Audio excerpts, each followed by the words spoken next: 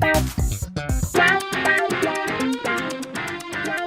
welcome to Brunch with Besties podcast. Hey, we're here.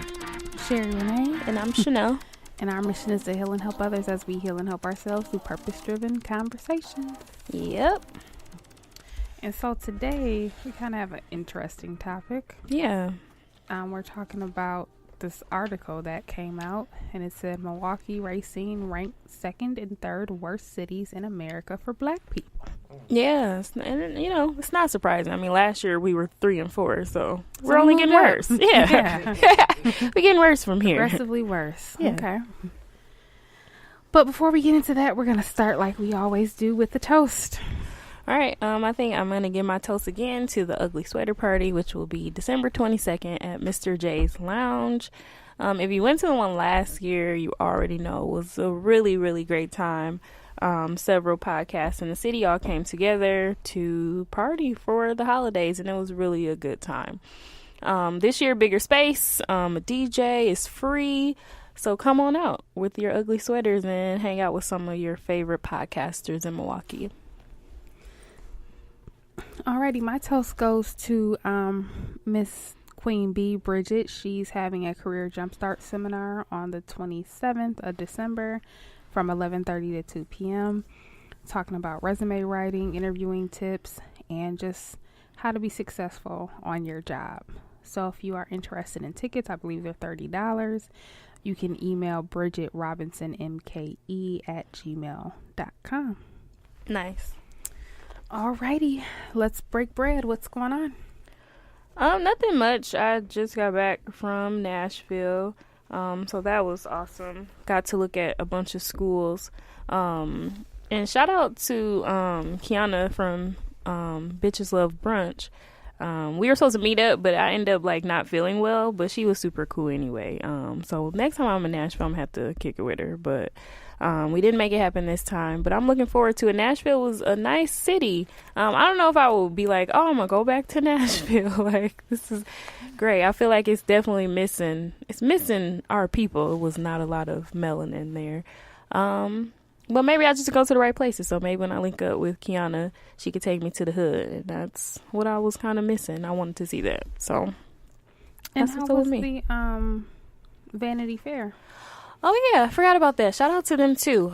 Vanity Fair was December 1st. It was really nice. It was at the Ivy House, which I'm sure was called something else a couple years ago because they keep switching names like every 5 minutes. But nonetheless, it was really nice. You know, people came out suited and booted. Everybody looked so nice.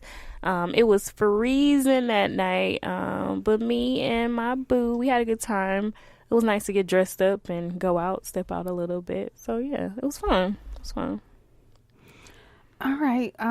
Well, for me, I'm getting ready to go to Arizona, take a little trip just for the weekend. Yay. Be back probably around Tuesday or so. Nice. Still on No Work Fridays. Amen. I'll do a half day on this Friday, though, but still advocating for the No Work Fridays. That's going to be over soon, so. Oh, no. Got to get it in while I can. Alrighty, so let's do the tip. We are reading Becoming by Michelle Obama. Read along with us on Audible. You can try your free 30-day Audible trial using our code www.audibletrial.com/BWB. BWB is in Brunch with Besties. Mm-hmm. Okay, so you sent me this article. Mm-hmm. So what's going on? What's going on? Yeah, so when I saw the article, like I said, like I wasn't surprised at the information because years prior, like Milwaukee is consecutively on this list. So what happens is there's a list composed of the 15 worst cities for African Americans, and Milwaukee falls on this list typically every year. Like it's on there somewhere. So like I said before, so last year we were ranked at number 3. And this year, we are ranked at number 2. So we moved on up the list. And that's just for African Americans. And it goes based off of like median household income, those who are institutionalized as far as prisons are concerned, just despairingly gaps between those people who are in jail, black versus white, and that gap. So it is based off of a lot of information, but nonetheless, like, I'm not surprised by any of that data. So I thought that was interesting that we should have a conversation, because we are black women in this city that's obviously number 2, being one of the worst cities in America for African Americans. And so, just in case you guys are wondering who was number 1, it's Waterloo, Cedar Falls, Iowa. And then number 2 is Milwaukee, Waukesha, West Allis, Wisconsin. I like how they called us all out individually. I know, right? Which like, is what we gonna group all y'all together. Waukesha, West Allis. They didn't put my city in there though. What's your city? Greenfield. Oh, hey, the Greenfield. It's in there. I know, right? It's intertwined in there. Yeah. Because I was thinking that too, because Waukesha is not like a... Waukesha is its own city. Is it? It's its own county. Oh, yeah. Okay. Mm-hmm. But what about West Allis, though? So I'm surprised that they specifically called out West Allis. Yeah. Because it's like I thought it was section, like like a town. The way I look at it is more it's a town within Milwaukee, just like, in my opinion, Greenfield is. Yeah, but, right. Yeah. You know, but literally Waukesha has its own county. Yeah. Like, it's totally different. Okay. And for the short period of time that I lived there, I know it's different. Girl, listen, in the short period of time I worked out there, and I was like, oh, no. Yeah. I came back real fast. It was an oh, no. Yeah. And Racine is number 3, which is shocking. Racine, Wisconsin is number 3. But I was kind of surprised by Racine. But they made the list. Minneapolis, St. Paul, Bloomington, Minnesota is number 4. And Peoria, Illinois is number 5. Chicago is number 15. Which is surprising. Well, not so much because of gentrification. I believe that it's happening big time. But yeah, some of these other ones, like, duh. I can see. It's funny because people, it's crazy the things that Milwaukee get on the map for. Yeah. You know, people don't know where Milwaukee is, or, you know, they're like, what? Say it again. How do you say it? Spell that, you know. But for stuff like this, we're like number 1 and 2 or number, you know, it's crazy. But what's like goes hand in hand with that though, like when we're out of town and we tell people where we're from, and their first thing they say is like, where is that? Mm-hmm. And then the second thing is usually like, is black people out there? Mm-hmm. So it's just like, yeah. But Milwaukee is one of the most segregated cities, so for sure, I think that speaks volumes as well. Yeah, and everything that's happened, you know, as far as like the Great Migration, and then like the housing regulations and things all built into that, which unfortunately affects the city today, which is another reason why I'm sure Chicago made that list as well, because of those things in place. It does say Milwaukee's discriminatory housing policies from the 1940s through the 1970s are largely defining residential patterns in the city. Mm-hmm. Mm-hmm. So, yeah. So it's really like that, which is true because, hey, I moved my butt right back from Waukesha real fast. So what was your experience like out there? Let's go through that. I got pulled over like every other day. She did. It was crazy. Like, I couldn't do anything. Like, it was absolutely ridiculous. Unfortunately, during the summer is when I was living out there, and there was, during the summers when we do a lot of construction. Yeah. So I wouldn't be able to get on the expressway and just go all the way out there. I would have to get off and kind of go through the city and travel through all the cities till I get to Waukesha. Right. And I'm trying to think of what's the other city that I would hit before Waukesha. Pewaukee, is it? Oh, Pewaukee, yeah. That could be it. And I mean, there was times where I got pulled over twice in a day. It was just absolutely ridiculous. As soon as I would hit the welcome to Waukesha, I got pulled over so many times out there, probably more than I ever have in my whole life. In your life, yeah. And And one time we were like on the phone and you kept getting pulled over like back to back, and I was like, you gotta be kidding me that you finna get pulled over again. And that woman, I could have cussed her out. Like, that's how upset I was, because it was the second time, and I'm like, dude, I have to go home. Like, I have work to do. Late, like, I got stuff to do tomorrow. I can't be out here playing. Maybe we was recording that day. We were recording a pod, and I was trying to get on the expressway out here in Milwaukee and take it to Waukesha, but I got forced off the expressway because of the construction. Yeah. And so then I was traveling through, and, you know, I was like the only person on the road. It was probably like 10 or 11 o'clock at night. And the officer, she like slowed down so I could catch up with her, and then she kept riding on the side of me looking in my car. Then she got in back of me, rode me from Milwaukee to Waukesha, ran my plates, then pulled me over. And she's like, oh, well, first I thought that you were texting and driving, but then I saw that it was your GPS. And that's the thing. I had to use the GPS because if I can't get, you know, I'm used to getting on the expressway and getting off on my exit, but traveling through the city, I don't know how to get there. Right. So, and she's like, oh, but then I saw it was your GPS. And I'm like, so you're looking that hard in my car to find a reason to pull me over. Right. And she was like, but I pulled you over because you flashed your lights, so I thought you needed help. And I was like, I didn't flash my lights. I turned on my brights. It's dark. Like, there's no, you know what I mean? Like, you know what I was doing. And in case you didn't, guess what? I don't need your help. Good day. Like, see ya. Which is a little scary, because unfortunately, like, had you, I don't know. I feel like had you been, I don't know, argumentative with that officer, like, who knows what would have happened, which you had every right to be like, I don't need your help. Like, you doing this on, like, I'm in the car by myself, so it's not like someone's holding me hostage. Right. I said I don't need your help, and then she's like, can I have your license and your registration? Like, for no, what? Right. Why are you pulling me over? You wasting my time. I understand that you're still on the clock. Right. And maybe you're working a graveyard shift, but I'm not. I'm going home. And you pulling me over, like, do I need help is a yes or no question. Right. No, I don't need help, I'm so good. Be on your way. So, yeah, that's crazy. I've never had an issue in Waukesha. And I'm surprised Glendale isn't on this list. Well, since they're calling them out, I'm surprised. Well, and that's what's shocking. I thought they would have just put Milwaukee, but because they called out the smaller other towns, Waukesha is its own county, so I get that. But I thought that they would have put Milwaukee County. That's what I thought. So too. Like Greenfield, West Allis, all of that is part of Milwaukee County. Yep. So my one is I understand Glendale. them calling out Waukesha separately, but I don't know why they called out West Allis. Like, in my mind, it should have just been like Milwaukee County and called it a day. Exactly. It should have been. But I haven't had any issues. I barely get pulled over by MPD, like Milwaukee police. I don't think I've ever. Have I got pulled over yesterday? So mad.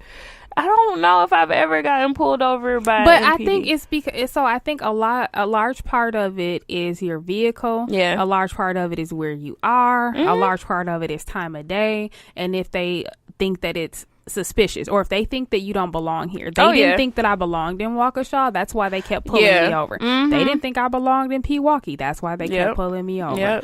And now I live in Greenfield, and sometimes they don't think I belong there. Yeah, that's true. So, and that's why I was like, mine is Glendale, because every time I ride through Glendale from like my house or my mom's house to Bayshore, which is in Glendale, you got to drive through there to get to the mall. I get pulled over every time in the same spot too, like every time.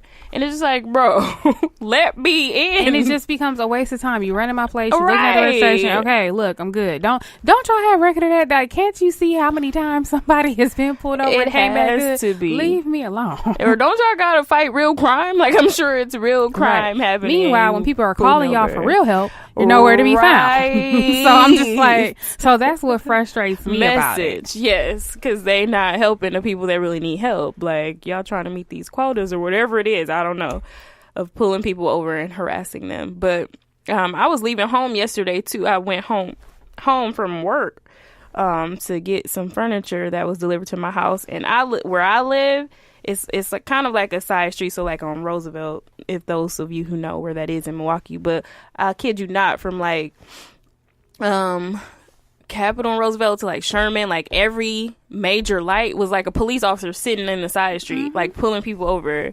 Like, it was ridiculous. Like, and people do be flying down Roosevelt. Yep, they do. But it was just like, ooh, they about to get got today. Like, they was really getting people, which is another thing that you'll see that a lot in Milwaukee, which makes me refer back to this, like they're just kind of like entrapment. They're waiting for you to do something. Well, yeah, they certainly hide in different pockets, and then as soon as you go by, so they'll sit there with their speedometer reader, and look for people to be speeding and try and catch them that way. And I mean, if that's the case, you are speeding, whatever. True. But I'm talking about when they just go hunting and looking for you. Yeah. You know what I mean? When I'm just trying to drive home and I'm not speeding, and you were on the side of me, then you in back of me, then you finally decide to pull me over, and you have no probable cause. If I'm speeding, that's one thing. Give me a ticket then. And go. Right. But if not, then why are you pulling me over? Yeah. And I know why they pulled me over.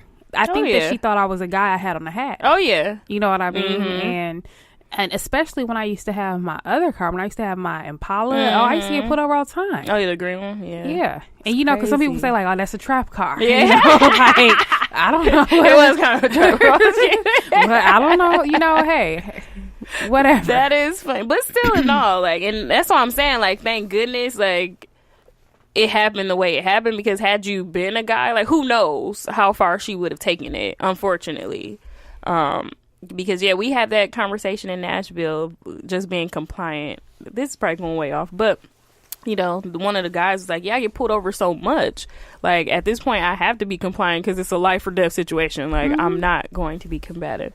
But I was watching something on Instagram the other day, and what ended up happening is a police officer pulled over a car, and it had two people in it, and then the police officer got out, came around, and asked them, for their license, registration, whatever. And so they were trying to give it to him. They were like, it's in the glove compartment.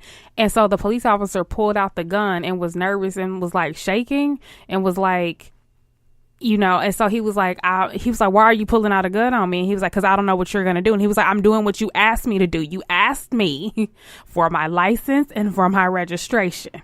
Do you want me to get it or not? It's hard for me to be calm when you're pointing a gun at me. Right. And so, I'm reading through the comments, and people are like, well, why don't they just comply? But I'm like, and don't get me wrong, I totally understand that. Oh, sure. But at the same time, it's like, how am I supposed to be calm when you're supposed to be the authoritative figure and you're clearly not in control? Right. You're pointing a gun at me because you're scared of me opening the glove compartment. Then don't ask me for my license and registration. Because that's clearly protocol that I'm sure you learned at the academy. If you're asking me to fulfill a request that's making you uncomfortable, then maybe you shouldn't be asking for it. First of all, you shouldn't be a police officer. If you're that afraid, like you picked the wrong career. Because you should not. I don't want you trying to help me. There were so many things wrong with that scenario. Yeah. I just kept rewatching it because I was like, wow. And it's so common now where that's the excuse. Like, I'm fearful of my life.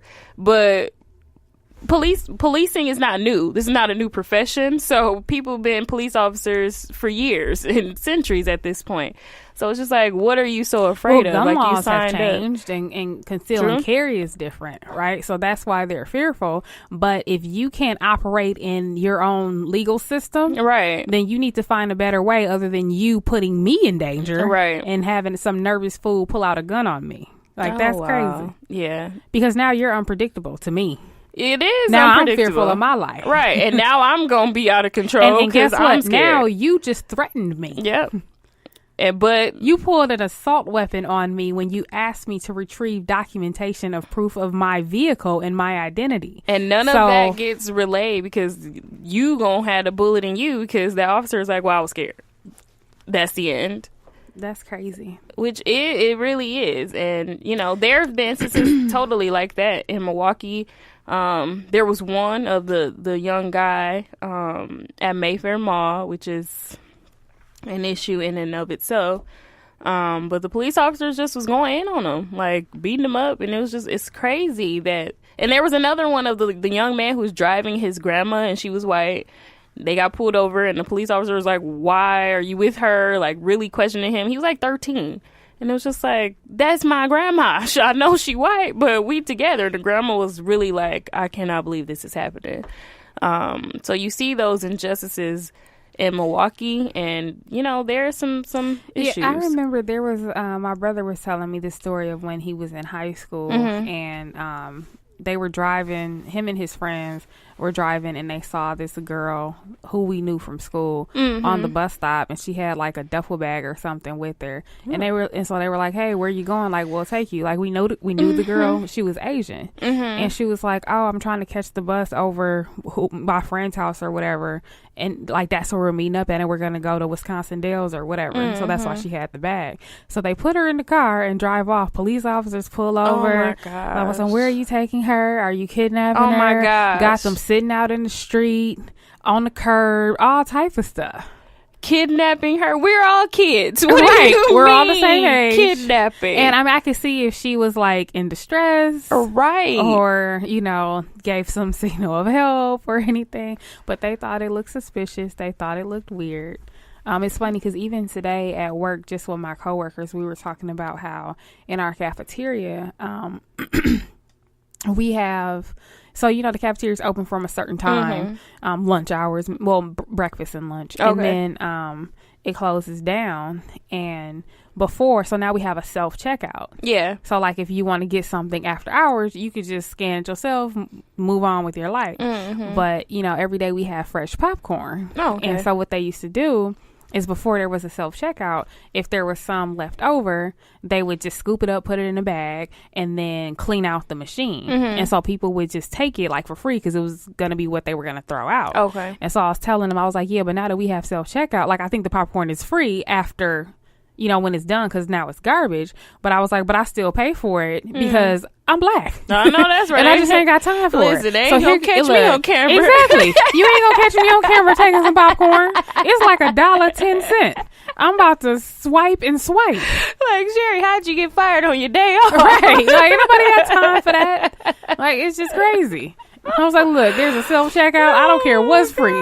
I'm paying for it twice because I don't have time for it. It ain't even a code for this, but I'm going to make up one. Right, just like, whatever. Just, y'all got some money for this. I just want on camera that I swiped the card. Yes. That's all I want. Y'all got it, okay? Because don't try to fire me on my day off for some popcorn. But they actually talked about how on average, the black household income in Milwaukee is $27,000 and the white average household income is $65,000, which is $27,000. That's more than double. That's more than double. That has to be poverty level or near it. That's really low.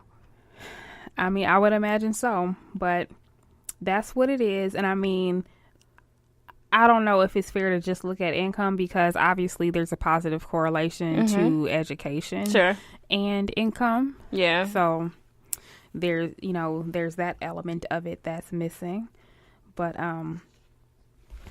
yeah. And then they also talked about I think that it said that if you're black, you're 17 times more likely to go to jail or something like that. And I'm like, that's crazy. Yeah.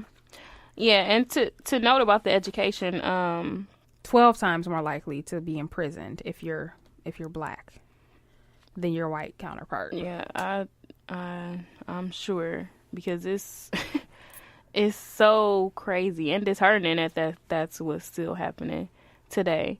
But I do agree with what Rennell said. He's one of the co-founders of Social X, but he was saying like coming up with solutions of what can this look like. But it's like jobs aren't available anymore for people who just have high school degrees, and I think that is kind of hurting our communities because at one point, in Milwaukee, I think early on, maybe like 60s, 70s, it was very industrial, like thriving, like a bunch of factories. So people were able to get jobs like quickly without having that college degree. Now, I don't know if getting a factory job is the same as it was back then because, part of what our company does, or largely what our company does, I should say, is manufacturing. So we have a few plants across the globe. And I was talking to the one of the HR reps who specifically works with the skilled trades industry. So not corporate, right, but skilled trades, so in the factory. And she was saying that in her recruitment initiatives, a lot of us black people, we don't have the certifications needed. Whereas I think before, either you didn't need them, right, or the job would provide it for you. So I think that it makes it difficult to compete if you are just, some people are just looking for work in general, and some people are looking for specific work. And so if you're just looking for work in general, if a company is saying you got to have a certification, which costs money for you to get, which is the equivalent of you going to school, maybe a trade school, but nonetheless still some type of school, then there's a disparity there, right? It is. Yep. And even in our normal high school systems, there's a great disparity. I remember when I was in high school, shouts out to Rufus King, there was a big deal, a big thing going on where they were talking about how MPS was lowering the graduation rates to help kids graduate. They were saying that, there was a ridiculous amount of children that weren't graduating, so they were lowering the requirements. But King wasn't doing that because we were a college-bound school. And they're saying that you're creating a gap of people that will now graduate from high school, but they won't be able to go to college because they won't have the incoming criteria that you need. So the 4 years of English that you need, you won't get. Yeah. And that was a big crash. That was around that No Child Left Behind time where that was like really being enacted. And we all see that was a huge disservice to everybody. But yeah, you do see that. So if you don't have the, proper education, then how can you get to where you supposedly need to be? I guess my thing with bringing that whole thing up is we need to find solutions of how can we get back to saying, okay, well, what can we do to support these people who don't have X, Y, and Z? I think at this point it's so focused, like even now for like entry level jobs, it's like, well, you need to have a bachelor's degree, 10 years of experience, like all of this extreme stuff. And it's just like, it's just becoming too competitive. I think that one of the solutions should be all the fake requirements need to be out the window. Yeah, like a lot of this stuff is just fluff. It is, because it's literally just fluff. But I think that what they're doing now is because all of these and no shade to people who have attended the for-profit schools, but those have been on a very big rise. And what they're doing is they're getting people certificates. So not certified, but certificates in certain fields. And so what's happening is jobs now are saying, oh, I don't have to certify you. I don't have to train you because these other schools are going to do it. So now I expect you to come in the door and have this baseline of some sort of certification because all these for-profit schools are offering it. Yeah, but really, it's like whereas before you could just go, like even people who wanted to be like a pharmacy technician could just go to Walgreens, start work, and then learn, grow, develop there. But now they're like, oh, do you have a certificate in pharmacy tech? And it's like, what? Whoa, no.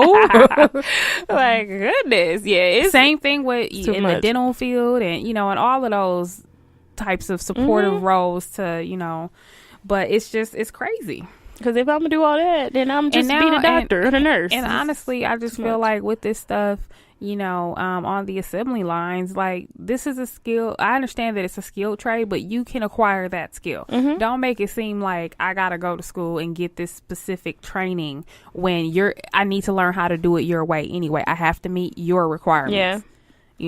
So yeah, perfect example to that is like Amazon, on what they're doing in their distribution centers. Because I was gonna try to work there too after talking to Scarlett, and I was like, oh, let me see what they doing up in there. But then I was like, oh no, she can't do that. But they have you take like this little assessment where to see if you can like not track the packages, but put them in order as they come in. It was like real crazy.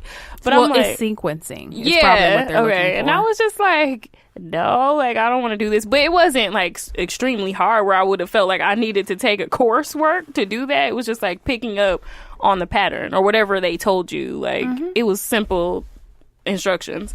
But my point is, I really feel like if we had more of that, getting people in the door to that. So that's what I like about Amazon, that they're building that to say, you don't really need all of this training, because they was like, well, you pick a day. Like I could have started tomorrow if I wanted to. Like that's how that works. So yeah, building on to that and what that looks like. Because I do think like in 10 years, thinking honestly, like Amazon gonna take over. Like people gonna be like, what mall? Like, what is that? Because Amazon is gonna truly definitely be gone. Take over that. I mean, there's nothing. I don't. The only thing that I go to the store for is actual food. But now you can buy food like if online I want too. actual bread. But I literally get everything on Amazon. I'm talking about deodorant, tissue, like everything. Because why? Why do I need? It can show up right at my door. For sure, yeah. And I know what I already. It's not like I'm unfamiliar with it. It's the same stuff. In the store, I wear the exactly. same deodorant. Look, listen, same stuff. Listen, and Amazon sells groceries too. And if I just so happen not to like it, I'm a Prime member, so I can just return it for free. For the free. So, but I totally agree. And I remember at one point I was thinking about becoming an adjunct instructor at I forgot what school it was, but it was about maybe 30-40 minutes outside of Milwaukee. And I was looking at their different programs, and some of them were, so I wanted to do something in supply chain, but they wanted me to do something more in like warehousing and that type of, and I'm like, no. Yeah. Like, I don't work in an actual warehouse. Right. That's not what I do. That's not what I do. Right. And that's not what I want to do. And I'm not going to tell the people to do that. But they were offering programs for people to learn how to drive forklifts and how to do sequencing and picking, packing, and shipping, and, about safety and things like that.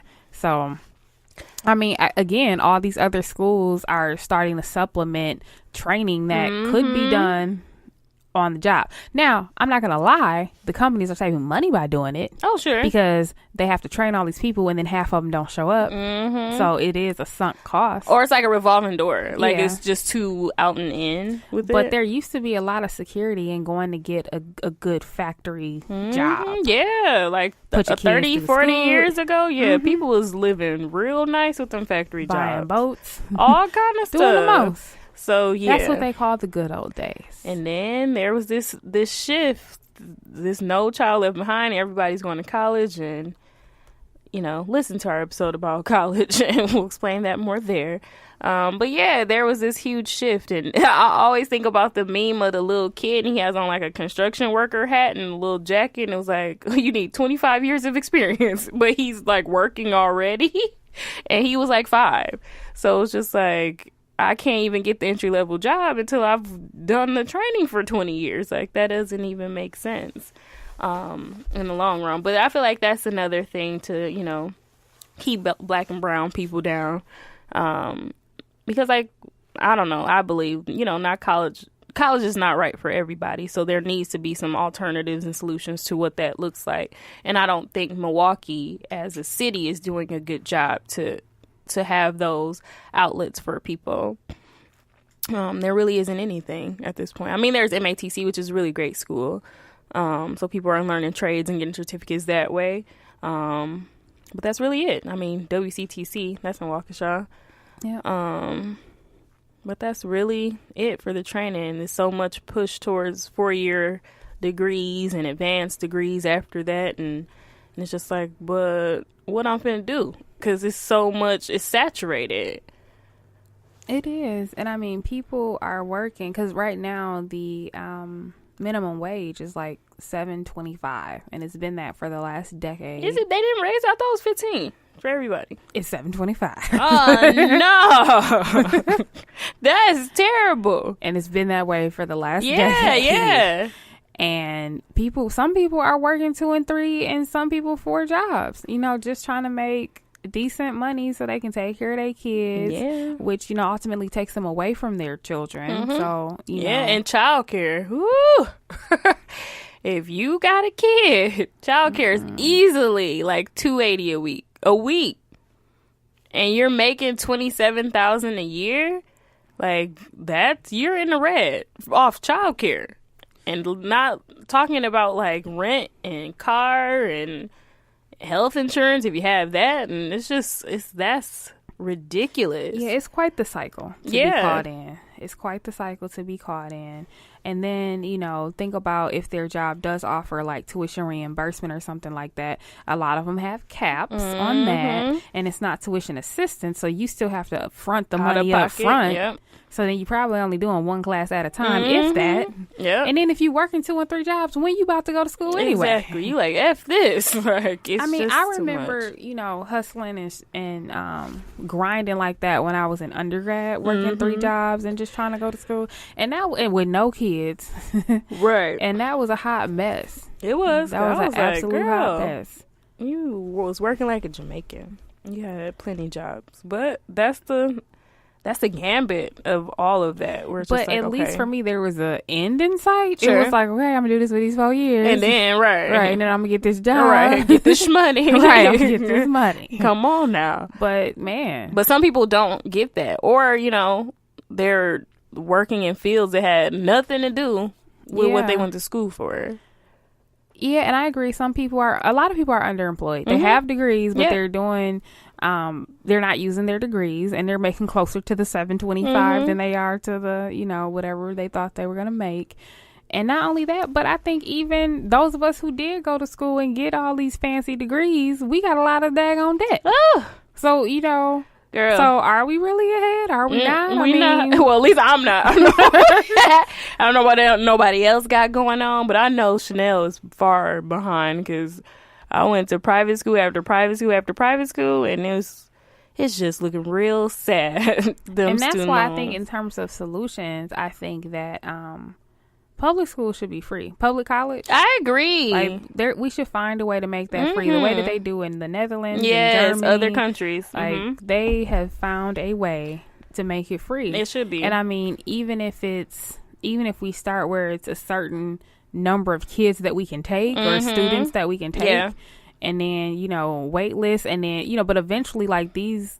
People should be able to go to UW everything for free. I agree because now, I do if think you want to go to Marquette, then that's on you, right? Right. Because it's a private institution, so they got the choice to be like, we want our money. Exactly. But I totally agree with that, and I think if that was the case, more people would finish out too, because the financial piece is a huge part. Even WCTC, even those MATC, should be free. The technical school should be free too. I think that a lot of people, if they could, they would at least try to get a technical trade or skill, and especially like in engineering or something, or right now graphic design is really big. Huge. Like I think that they would put forth the effort, and maybe just tough it out for the 2 years or the 18 months or whatever it is, or get the skill trade in welding. If they want to go work in a factory and the factory says you need X amount, this certification in welding, then they would go become a master welder. I agree, and I truly think more people would finish through with that, because I think a big part of my own just college experience was like going through was the financial piece. Like it's burdensome to be like, oh, I have this huge debt. I think the whole process is. So I was thinking about going back to law school, and I'm like, then I got to take the LSAT.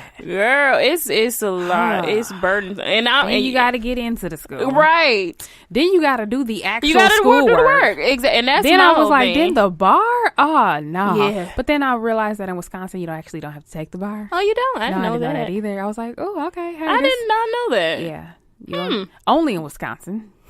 Then I was like, this is how trifling I am. I was like, Siri, can you go to law school online? So bad. I said, make it easy for me, Siri.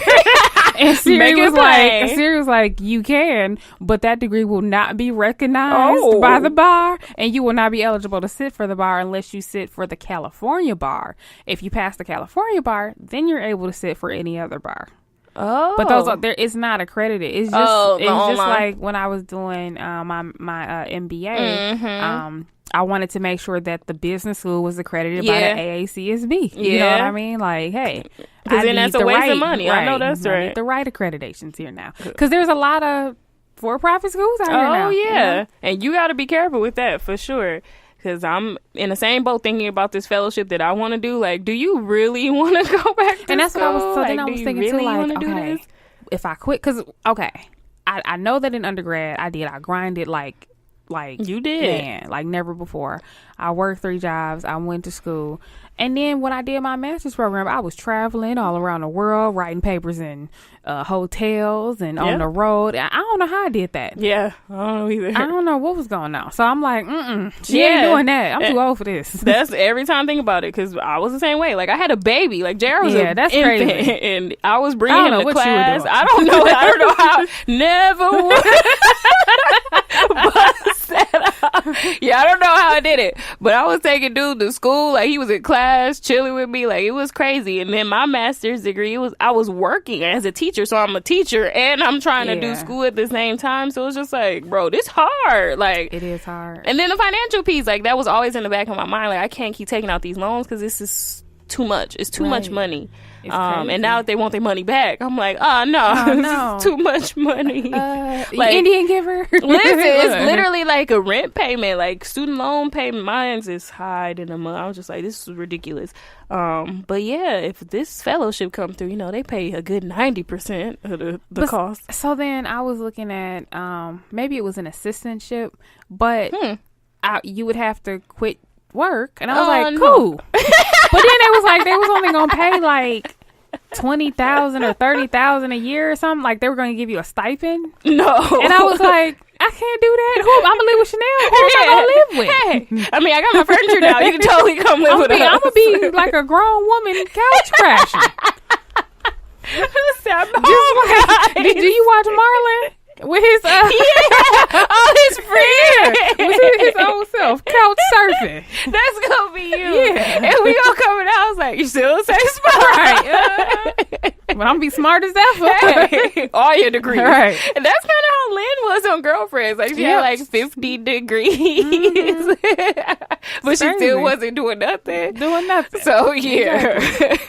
So I don't know. I think there's a few things, right? So there's a bunch of different disparities that I think this article didn't even touch, because even for those of us who did try to close the gap for ourselves, we're in a whole nother gap because the playing field still isn't level. Our counterparts were able to graduate and their parents gave them houses and cars and set them up, and our parents is like, so you gonna take care of me? On the real. Or they gave us their debt too. Right. So there's that whole disparity. And then obviously the way they were being profiled, and even when you are trying to interview and you do have the credentials, then it's, hey, you're not a good fit. Yep. So it's a lot going on here. It's still like 10 times as hard. Was I listening to the Breakfast Club or something? But they said that, like, you wonder why, like, you don't get the job, because it was like big companies will like weed you out based off of the color of your skin. Like, it's as simple as that. Like, white applicants are like, I don't know the exact number, I don't want to say 10 times, but they're more likely to get it than a black person with the same experiences, the same everything. Like, their resumes could look identical, but once that person sees that person, the experiments where they took off the names. We've already done those experiments, so we know that it happens. That's crazy. It is crazy, but people hire who they're comfortable with. That's for sure. And, as a hiring manager, I don't necessarily need to tell you specifically why. I just chose Rebecca, and she's qualified. So who can dispute it? Exactly. Yep. So that's furthering that gap between, And even when we think about Kara's book, Death by Giants, she was talking about how she was going for a role and she was all excited about it, and her manager, they kept telling her like, oh, nobody else applied, so we're just waiting for more, a bigger pool of applicants. And then she's like, okay, cool. Right. And then it goes on, and then finally, it becomes the HR person says, oh, he wasn't comfortable with the way that you speak. And she was like, right. Do you have a problem with the way I speak? How do you think I speak? Right. Never had this problem before. Like, that doesn't even make sense. And then it was obvious that the hiring manager, was just discriminating against her and, being racist. Yep. But, it's one of those things. It is. Unfortunately, after all of these years, people are uncomfortable. Right. Even now, after all of this time, we're moving, but to where? Where are we moving to? I'd say we're moving backwards. It's starting to look a lot like what we used to read about in our history books. Right. So history is now the present. It used to be something that you just read, and now it's what you're doing. It's people marching, black fists are in the air. It's people bringing out afros again. Well, that's that cycle, and I feel like things do continue to happen in cycles, and we're right in the upswing of that revolutionary cycle right now. We are either gonna fight or we gonna retreat, and hopefully we do the latter, and the millennials and the kids under us really try to make a difference, because hopefully we can't go through this cycle. I don't want to see this again when I'm like 60, Lord willing, that I'm around at that time. But I don't want to see all this stuff happening over again, because it's gonna be like, bro, like my mama had to deal with this, my grandmama, like, come on, like we need to be done. Yeah, but I think that there's a lot of things that we're dealing with. It's just compounded. So there's the education gap. Then I think that there's the incarceration rates, right? That's a big piece of it. Segregation and racism in general. Yeah, and then those things all go hand in hand. Like they're linked together. All linked together. So with poor education, you're going to have more incarceration. There's that pipeline. But then it's also drug epidemics that were introduced to our communities. You know, we're still working through that. Yeah. Like, there's just policing, all kind of things going on that's compounding this whole information. Then that ruins the whole family structure. It's built with our men being locked up. So single families. So now our kids are disorderly, and so it's a lot. It is. Like, this was, but I think it starts with the family structure. I agree. Once we can build that up, the crux of everything. Yep, and fix that, and and to do things. I don't know. I guess I could say, like, doing things on our own and not waiting to get asked to join the table, but to create the table, like create your own. And I think once we start really thinking about that as a community and figuring out what that looks like, I think that'll help us in general too. Yeah, I mean, I think that's one of the things that people always say, like, create your own opportunity. You're the table, but how does that really contextualize for people, And I think that, what's it called? The Sherman Phoenix? What's it called? Is that what it's called? Yeah. I think that that's a good example of it, but I think that it requires so much. And because our communities are so broken, it's difficult to do that. Yeah. And it is going to be hard. Wrong. I'm but glad it's a start. They did. Yeah. I'm glad that they figured it out and that they're able to do it, and then support. That's the other half. Like, the support. We got to support each other and not look for other people, because it's so crazy that, we'll go. I think the Juice Kitchen, I'm not sure if they do. I think they sell coffee. But here's the example. So we'll totally be like, well, I'm going to go to Starbucks every day. But you have this Black-owned business that does the same exact thing. But you'll still go there. And it's like, for what? Because I'm guilty of it, too. I'm not knocking anybody. Like, I'll go to Starbucks in a minute. And I know I need to stop going there. But that's me, too. So once we can change our mentality to be like, well, let's support our own. And I think Sherman Phoenix is totally a start in Milwaukee, and I'm glad it's up, it's running, because we needed that for sure. We needed our own space and to cultivate, these small businesses in the city. Hopefully we can have more of that. And I think I was talking to a coworker, but we were just talking about how right now I think the housing piece. So in this article about Milwaukee being the second worst place for African Americans, one of those pieces was like the housing projects and rules that happened in the 40s and 70s. But now there are so many Black housing firms or people who want to build up property in the city. I think that they're starting there. So it's a bunch of Black people that are really like trying to get housing up and off the ground. So I feel like once we get that piece, and they can out branch it to like, okay, what type of businesses does our communities need? Because I'm always like, well, why don't we have like a sports complex? There's like a movie theater in the city, like all of these things. But I think once they get housing together, then we can really start to build on to what our community should look like. And I think that'll help with some of these disparities that the city has.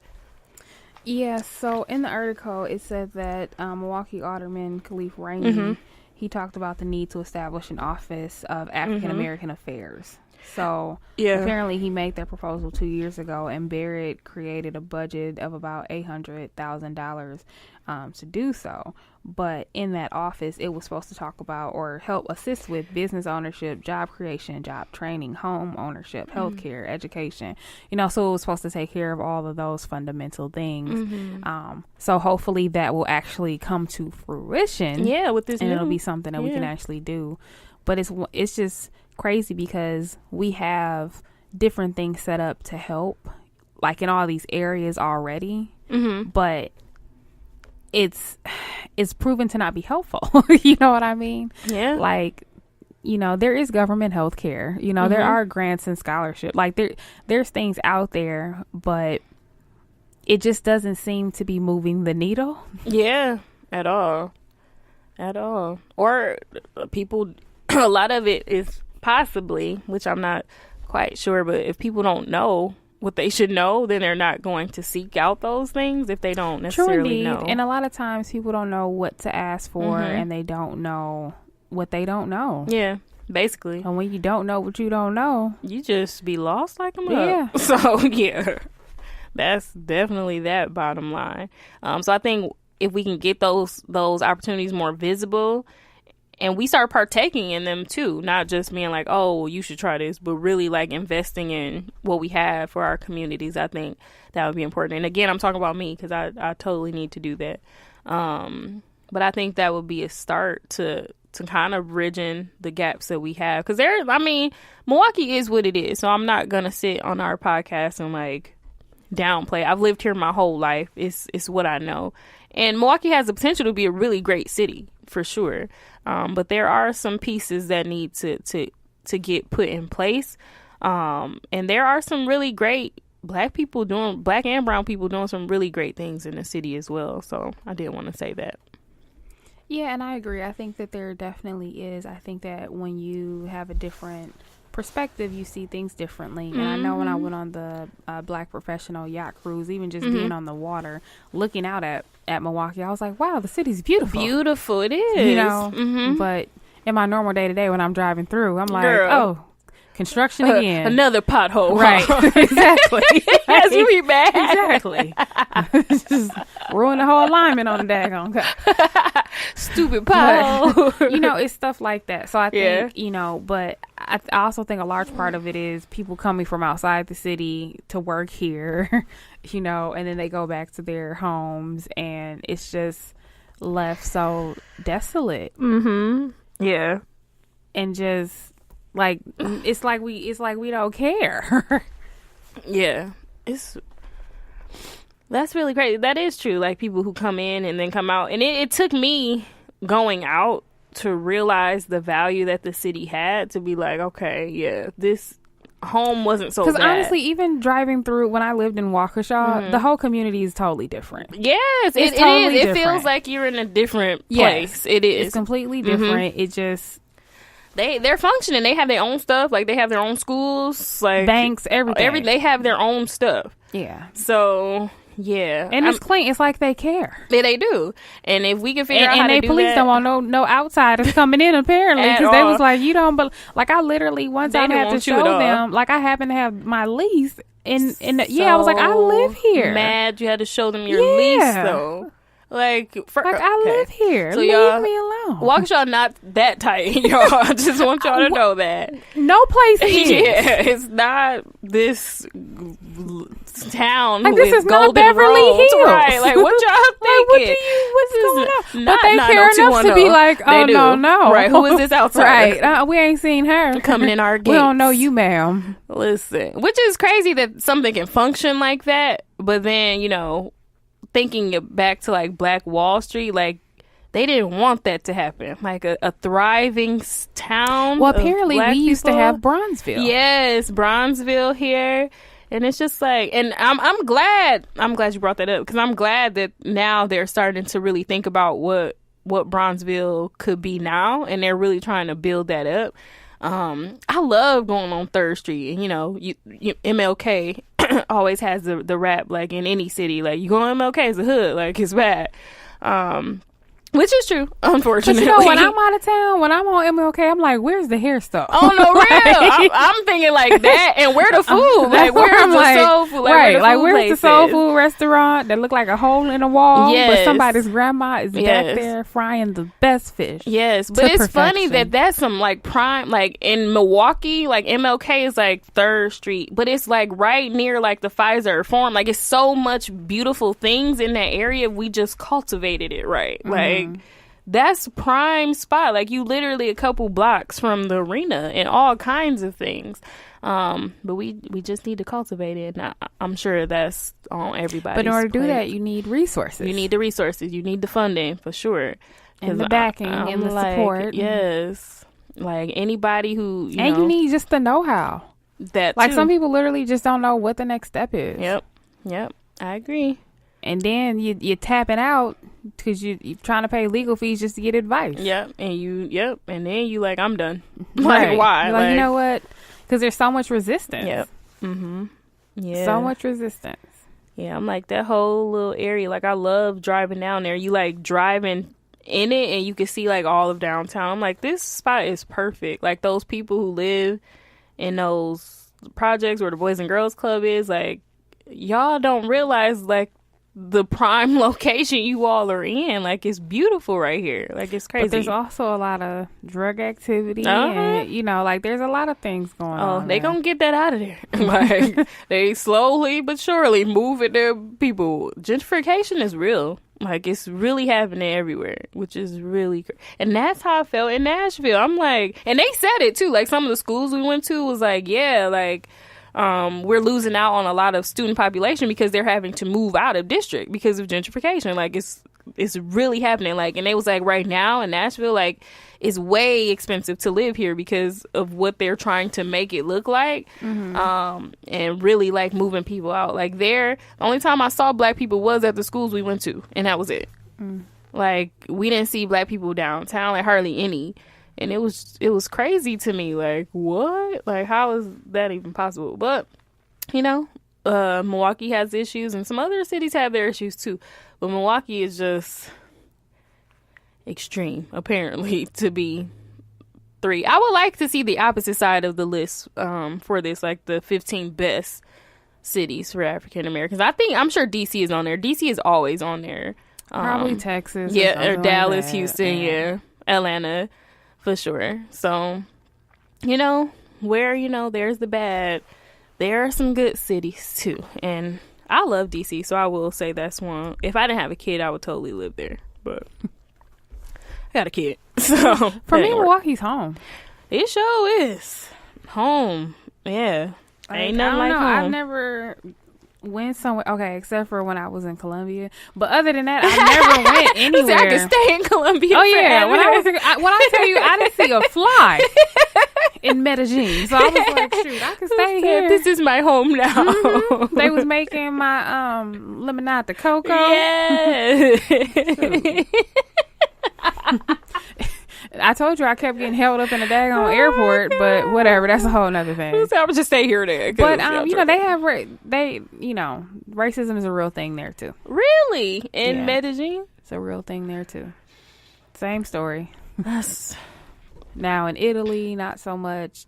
Germany, not so much. Okay. I was just American there. Okay, so in Medellin, I knew I was black. Oh wow, which is mind-boggling because y'all do realize slaves came through here too. Like, y'all not that far removed from me.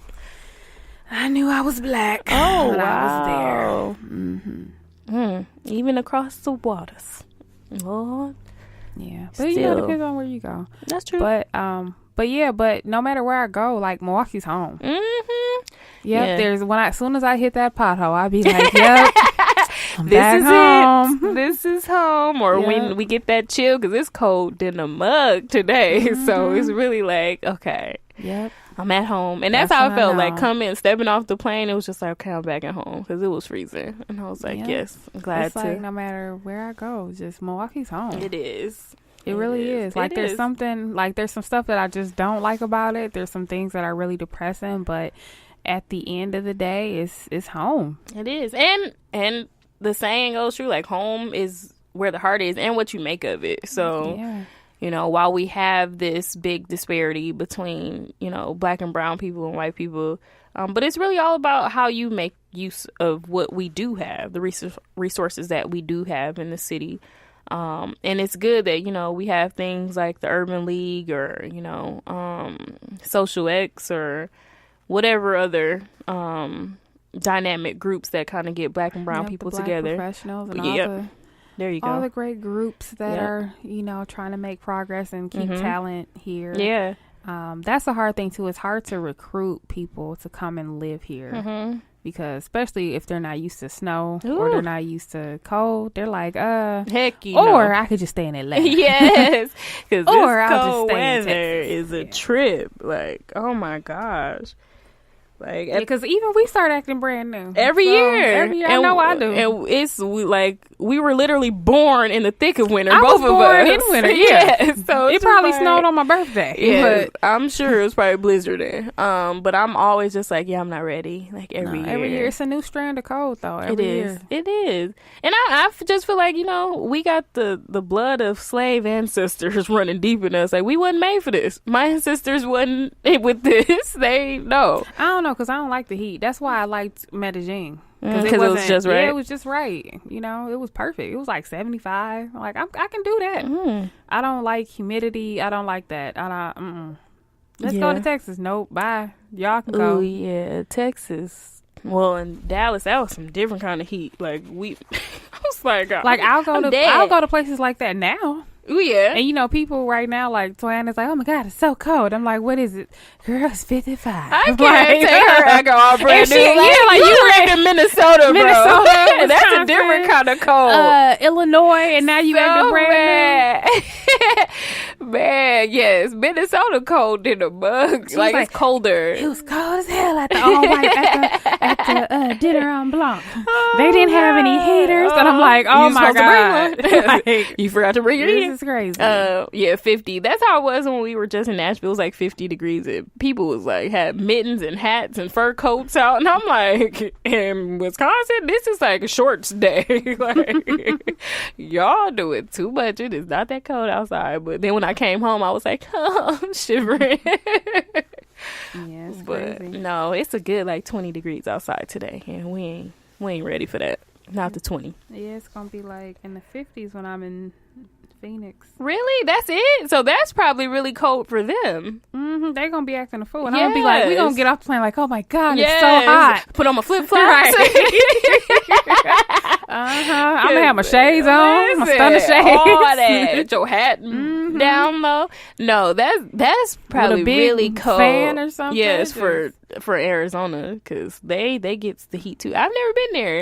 You've been there? You've been to Arizona? Yeah. Nice. I had to have some suppliers in Tucson, so I went to go visit. Oh, yeah, yep. Yeah. Nice. But you're going to Phoenix this time. Mm-hmm. Yeah.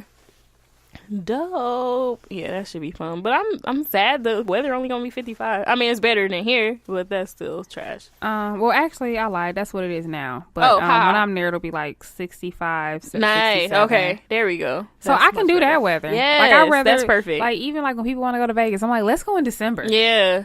Don't make me go in no daggone August. Yeah, you will die. That. Yeah. I'm not with the heat, the humidity, none of that. I think we went in September and we like died. So it's too hot. Yeah, that's too hot.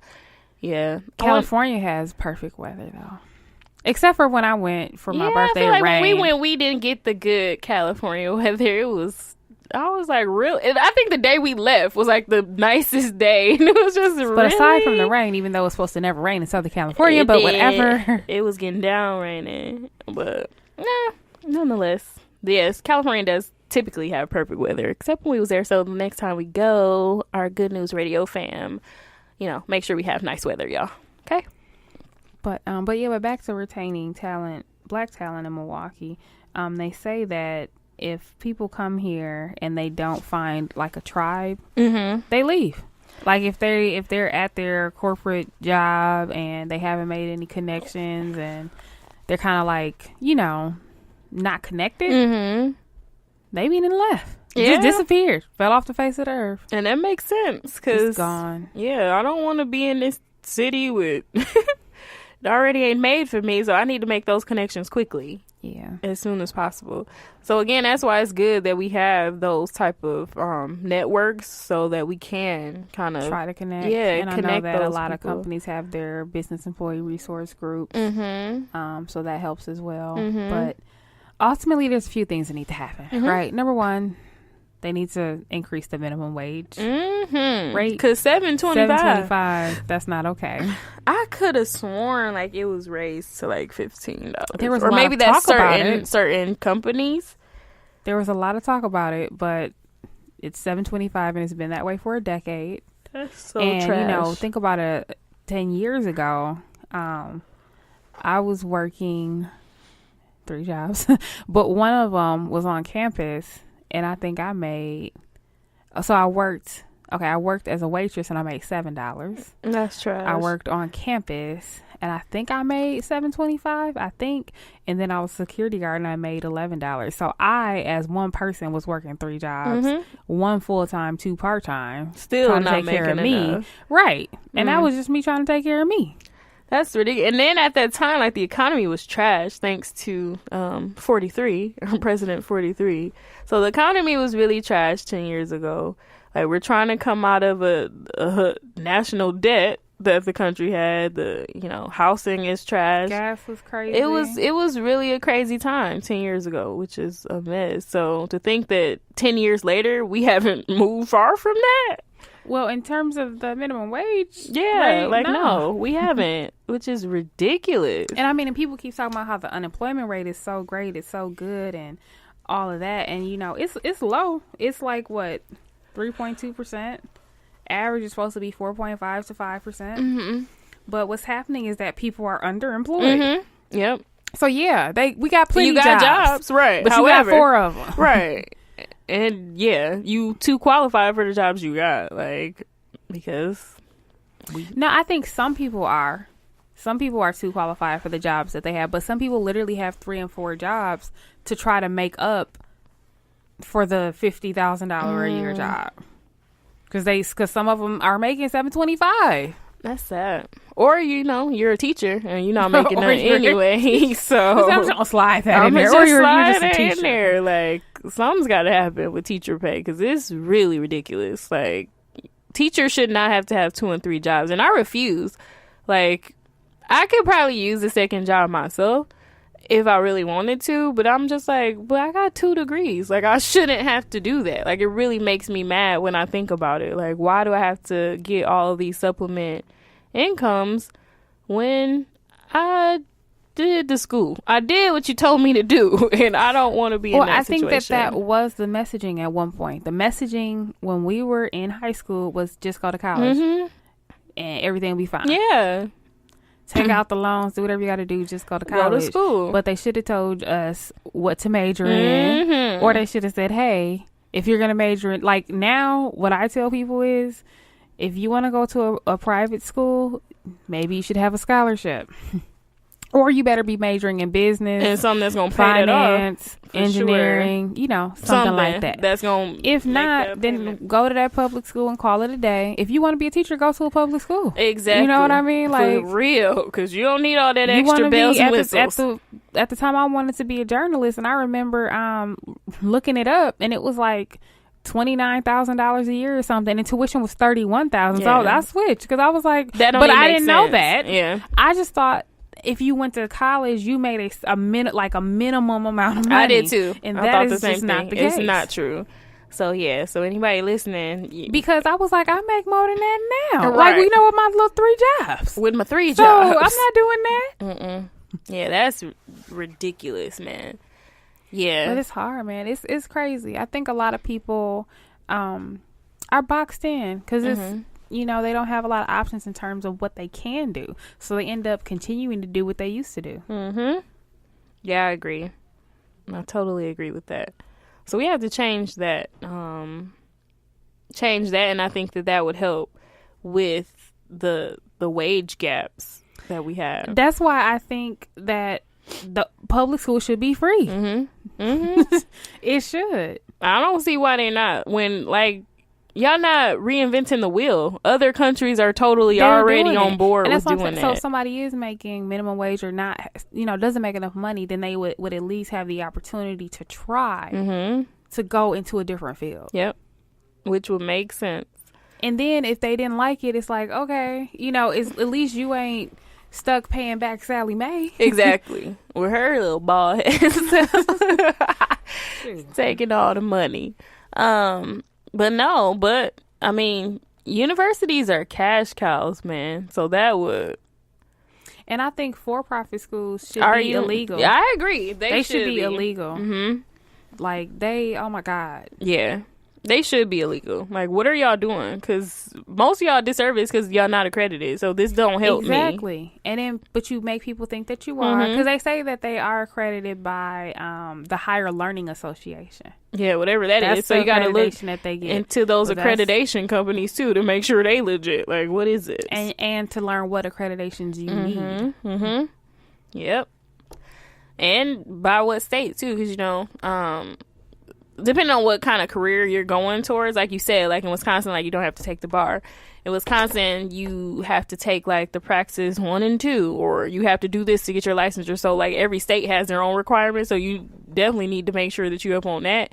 And every state not going to take your degree because of that accreditation piece. So if it doesn't matter, especially like if you're going into education, they take that stuff seriously. Like, I remember this degree calling don't mean nothing. UWM and asking them about transferring credits from Cardinal Stritch, and they were very clear and very plain, and they said Cardinal Stritch is not an AACSB accredited school. They was like, no. UW Milwaukee is an this is how they wrote it. UW Milwaukee is an AACSB accredited school. We do not take credits from non-AACSB accredited schools. And that was all the message said. Right. And that's what we mean. So, yeah. Go on with them credits. And it's funny because I was thinking like, UWL. Right. Right. Public school.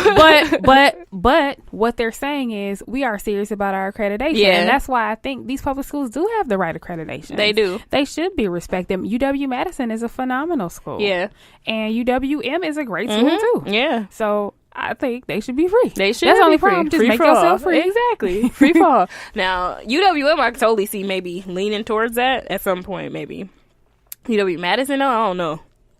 They're so like highly regarded. Where they gonna be like? They're no. a public school, and they're part of the UW system. They are, and they can switch and transfer and do all of that stuff that all the other schools can do. They are. Just because you happen to rank higher, great. But that's why can't we have a great public school for free? Why not? Because they're prestigious. Yeah. Okay, great. Yeah. Everybody else raise the bar and get to where they at and be free. For sure. That's what we need, because we deserve great UW free systems. schools. Same thing with the MPS system. Yeah, I was about the to say Milwaukee with school K system. through 12, it needs I'm to sick be of all the better. private schools getting all the great stuff. We deserve great teachers. Yeah. We deserve great curriculum. We deserve great it's not buildings. necessarily. It's the suburban schools. For the most part, not necessarily private schools, because I worked at several private schools that didn't have no money. Like, they were just as broke. I agree that it is the suburban schools as well, because they care about, again, their community. Yeah, yep.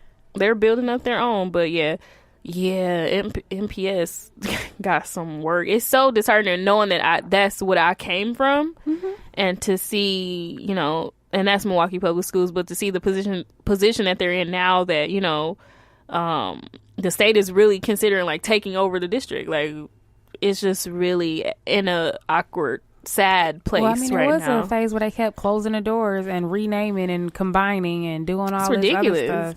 And it's like, but you haven't fixed the problem. And then the saturation of all the charter schools and choice. So when that stuff starts happening, it's just too much. Like, you have literally hundreds of charter schools popping up every day because they have the autonomy to do whatever they want to do, and then they shut down and PS has to take those schools over. So it's just it's a lot going on with the schools districts, which it plays a huge part in why the numbers that we see. It starts off with that K through 12, like what's going on there. And I think if we can fix that, if we can get free public higher education, we can raise the minimum wage. Those are changes that will influence like what Milwaukee looks like in the near future. Exactly. Yep. Because then those parents can support their kids. Yeah. They can, they can help them with their homework and be there and, do all the stuff that they need to do. And they can afford to. Yeah, that's key. They can afford to do that. They're not working 3 and 4 jobs and not sleeping, and now they irritable and don't even want to be bothered with the kids, and it's just crazy. It's cycles. Yeah. So many cycles. It is. So I'm definitely praying that. And then God forbid somebody gets sick. Oh, now everything just girl. Don't throw in a healthcare issue. A mess, which is really ridiculous, because I always think, like, with my sister, with her having breast cancer, like, but you get up and go to work every day, which is crazy to me. with 4 kids. Like, that's crazy. That above everything else, you still like, well, I gotta go to work because I have to support these people. And you know what's crazy? There was a guy at my job. He had cancer, and he was on FMLA. Just he was gone for like a good year. You know what I mean? And it's like, you should have, if you have if you're sick like that, when you have cancer, you know. Now, granted, I know the stages are different and blah, blah, blah, but it's like, you should not have to burden yourself when going to work. We're working. Yeah. Now, it's one thing, like, some people, that keeps them sane. True. And that's what they want to do. Yeah. But you should have the choice. To be able to deal with your own issue. Yeah. Or even something, I mean, cancer that's heavy. Like, yeah. But even something, I guess not simple, but on the flip side of that, like maternity leave and having to be off of work because you had a baby. Yes. Like, it's crazy. Like, people really be calculating that. Like, well, if I go on maternity leave this day, I come back to, like, they really be thinking about the days when we all know babies come whenever they want to. Like, you can't plan for that. Yeah. Some people literally had a baby. They take off a week or two. And come right back. And they use that week or two. That was their whole vacation for the year. And now they back. But that's what some people do. That's so sad. Because I was in the same boat. Like, when I had JR, I was working full time at the bank. So I took my whole 12 weeks.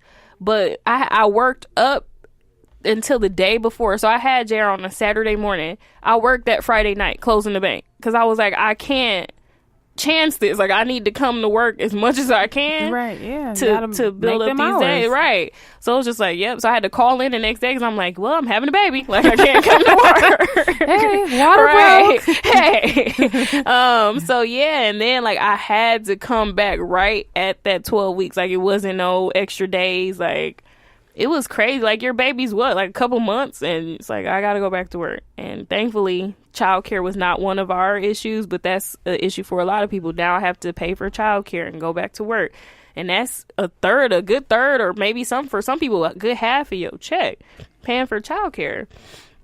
But thankfully, I didn't have to do that which is why some people leave their kids at home. Some people by themselves or with, somebody who probably ain't got no business watching their kids. Unfortunately. Maybe another kid. Right. But for some people, they don't really have feel like they don't have another option. At all. They don't. And then some people are caught right in the middle where they don't qualify for all the government benefits that would provide the child care, either free or supplemented, or however you want to do it, the child care. So they're caught right. Like, it's like, I make too much, but I really make too little. Yep. Which is so sad. Like, I make $1 too much. Yeah. And it really be like that. Like, I make literally $1 over the limit. It's just like, this where it's too like much. You feel like you really need some type of help, but you can't get it because you didn't meet the requirements. Yep. And that was me for a minute. Like, I was like, I'm gonna get this public assistance, because being in school and the mama and trying to work, that was too much. But then it was just like, I don't get the system. Like, so I feel like some of it perpetuates, like it enables people to not do the best of their ability, but then the people who are really trying, they be like, no. So it's just a wicked system. I remember when I was in undergrad and I was really looking at the healthcare system and how some people just completely abuse it and take advantage of it. And then some people, which ultimately drives the cost of healthcare up for everybody else, blah, blah, blah.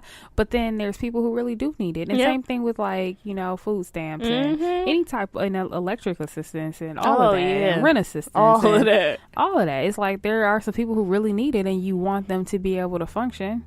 Like, you want people to be able to go through a bad time and have support, but then there are other people that abuse it and ruin it for everybody else. Because there's some people that'll get like thousands of dollars in food stamps and then like sell them and do all this sell it stuff. Right. And I'll be like, are you stupid? Like, I wish. You know how much groceries cost? Shoot, like, it's a lot. And then and it's crazy because they really need the money, because they have like 5 kids. Like, that's where it's all coming from, where you should be using that money to buy the groceries for your 5 kids that you have, or whatever. I don't want to put nobody out there, but it's crazy that they just be selling, and then your kids not eating. So this is, what are we doing? Well, some of them, they were getting too much, so their kids were eating. Yeah. And some of them was feeding other people's families too. And hey, well, if that's the case, hit me up. No, I'm just kidding. Who said, let me find your ass. Who said, slide in the DM? Because grocery shopping be depressing. Like, food is not cheap. And I don't care where y'all go. Woodman's, Myers, Pick and Save. Like, it's all high. Like, at this point, I need a sustainable farm because this stuff costs too much. Yeah. So, yeah. Especially when you got a grown boy in your house. It's a mess. Shouts out to him. Girl. But, yeah. Yeah. But on that note, we're going to get it together because, I got a son and I want, if he decides to stay in Milwaukee, like, I want it to look different for him as he grows up, because I already know what's against him. Like, he's gonna be a black man in the city and what that looks like and what that means for him. So my hope is that we do start putting some solutions into play of what we can do to close some of these gaps in the city. Yeah, well, what I want for him is to have options, and for either of them to be okay. To not be like, well, you gotta do this. Yeah. Like, you gotta go on to college and take this debt. Right. Or, but for him to be able to be like, okay, do I want to do a trade? Do I want to go to college? Do I want to start my own business? Like, to literally have all the options be great ones. Yep. And openly and readily available to you. Yeah, that you can just choose from. Yeah. Or try. Yeah, do them all. Right, for real. Listen. We on your time, kid. Do whatever you want to do. That's for sure. All right. So what goes in the to-go box? Well, what goes into my to-go box? I love my city. I love Milwaukee. It's a great city, but I know it could be better. So, hindsight looking in, what are the solutions? So I would definitely want to ask those questions too, like Khalif Rainey or Lieutenant Governor Mandela Barnes or Governor Tony Evers. Like, we really need to have a sit down as a community. Like, what's our next steps? What are we doing in the city of Milwaukee? Mayor Tom Baer, like, all of these people, and I'm sure they've had conversations before, but now it's like, okay, where's the implementation? Where are the solutions? We can have conversations until we're blue in the face, but if we don't have any action behind them, that's just what they are, conversations. So we need to start moving forward and really making Milwaukee a little more progressive in what we do for black and brown people in the city. Yeah, I think for me, it takes me back to, so obviously I've been reading Michelle Obama's book, and she was talking about how even as a child, she could feel that if she didn't perform a certain way, she was going to be treated as, oh, she's one of those kids, one of those troublemakers. And so just knowing that our kids can feel that, feel when they're not getting the best from us, and feel when we don't care about their environment. Yeah. Like, that's so scary to me. It is. Because that shapes the way that they see themselves. And that shapes how far they reach, how far they're going to push themselves. And that shapes what they think that they can become. And so I think that these issues that we're talking about, they need to be considered urgent. And they need to be resolved quickly. Because our children are literally feeling worthless. Even if they can't articulate it. They totally get the short end of the stick. So, it's sad. So, alrighty. It's been real. It has been. Thanks for tuning in to Brunch with Besties podcast. Until next time, peace. Thanks, guys, for listening to Brunch with Besties podcast. Be sure to find us on iTunes, Stitcher, SoundCloud, iHeartRadio, now YouTube, and Google Play. Basically, we airware. Don't forget to subscribe to us on iTunes. Leave us a review and rate us. We would so appreciate that. Also, if you have any questions or comments, feel free to find us on Twitter. Our handle is BrunchWBesties. On IG, you can find us at Brunch with Besties Podcast. And if you'd like, you can shoot us an email. Our Gmail is brunchwithbestiespodcast@gmail.com. Thanks for listening. Peace.